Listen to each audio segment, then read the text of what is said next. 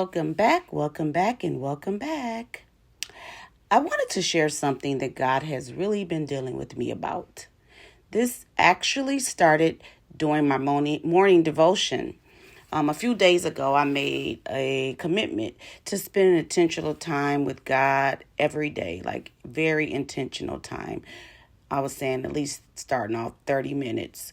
So I prayed and I asked God, Lord, help me, show me what I need to read. Since I'm going to be reading every day, I just don't want to be aimlessly reading. So just show me what I need to read. And he led me through a few passages in Matthew. And then I came to a story about the 5 loaves and the 2 fish. That devotional turned into my very first devotional video. Okay? And now it's turning into another video because I realized that this message isn't about the bread and the fish. It was about where I am in life. Sometimes we ask God for more when He is saying, use what you've already got, or use what I've given you. So don't get me wrong now. This is absolutely nothing to do with asking God for more, okay?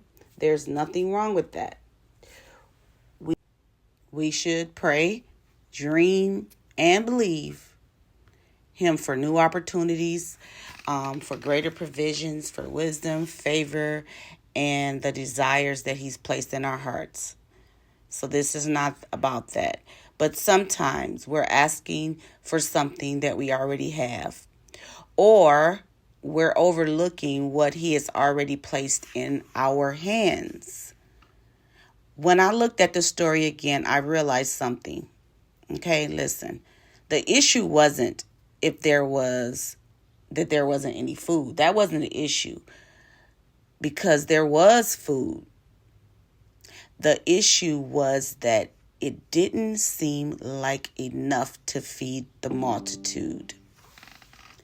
Jesus didn't start by creating something out of nothing. He started with something they already had. He blessed it, then He broke bread, and then He multiplied it. That's the principle. God often begins with what He has already given us.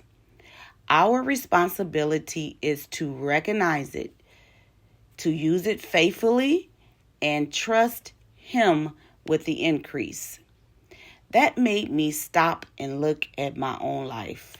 For example, shoes, okay? One time I looked and I counted my shoes, and I had 75 pair of shoes, okay? I only have 2 feet. As I started going through the shoes, I was like, I need to give these shoes away. I realized that there were shoes that I didn't even wear anymore. They hurt my feet. Some didn't even fit my lifestyle anymore. I had stilettos and all types of stuff. I knew I was not about to be walking around in those stilettos. Okay, let me give them to somebody else so they can hurt their feet. Yet, there were times I was thinking about buying another pair. Like, I need some shoes today. Just impulse buying. And God gently reminded me, use what you already have. That's happening right now today in my life. Clothes. Something about clothes. I got 3 closets. I'm not kidding you. My bedroom is unique. I have 2 closets in my bedroom. And I turned my 3rd room into a closet. And I have clothes in all 3. And I'll be talking about I don't have nothing to wear. I have clothes with tags still on them. Our closets are full, but we keep shopping simply because we want something new. Some event comes up, excuse me, and you got 12 dresses, but you want to go buy another dress that looks similar to the ones you already have. Okay, look, I'm talking about myself right now. I'm not talking about nobody else, okay?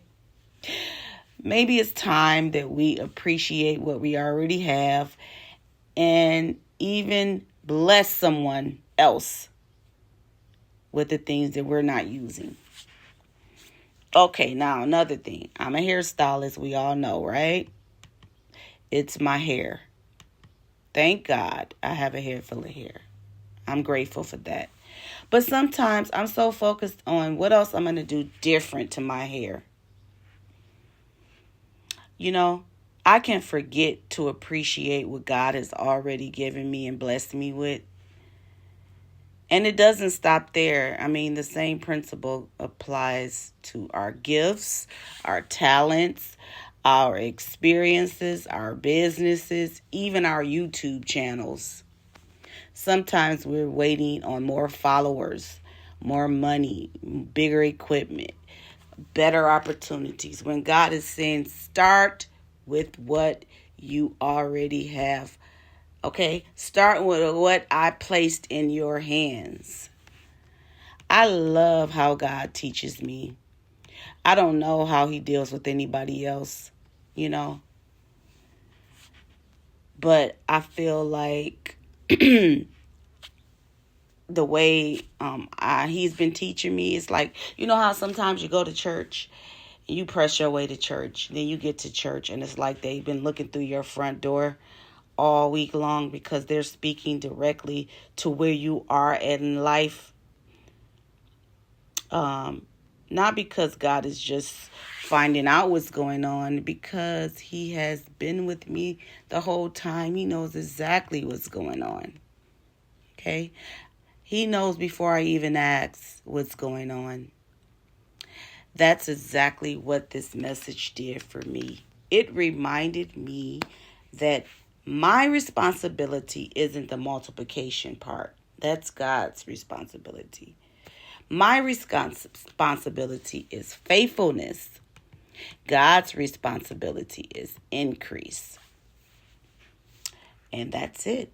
So today, before asking God for something new, look around you.